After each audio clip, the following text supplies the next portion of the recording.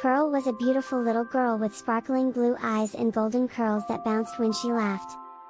Her best friend in the world was Max, a fluffy golden retriever with a wagging tail that never stopped.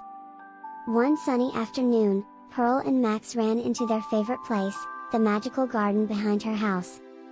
It was no ordinary garden, it was filled with bright red roses, their petals soft as silk, and fluttering butterflies in shades of blue, yellow, and purple.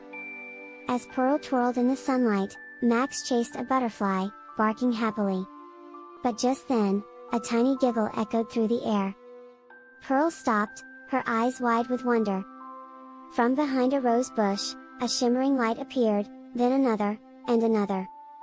Tiny fairies with delicate wings, dressed in petals and sparkles, flew around her, their laughter like music. "Hello, Pearl," one of them said in a voice like a tiny bell. "We've been watching you and Max play. Would you like to dance with us?" Pearl gasped with delight. "Oh, yes!" The fairies sprinkled a little golden dust in the air, and suddenly, Pearl felt as light as a feather. She twirled and spun, her dress floating like a cloud.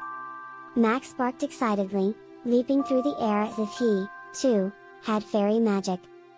They danced among the roses, the butterflies joining in, fluttering around them in a dazzling display. The fairies clapped their tiny hands, making the garden glow even brighter. As the sun began to set, the fairies whispered, "Come back and play with us again." With a final sprinkle of dust, they vanished into the petals of the roses. Pearl and Max lay on the soft grass, gazing at the sky painted in shades of pink and orange. She hugged Max tightly and whispered, "That was the best day ever." And Max, with his warm brown eyes full of love, wagged his tail as if to say, "Yes, it truly was."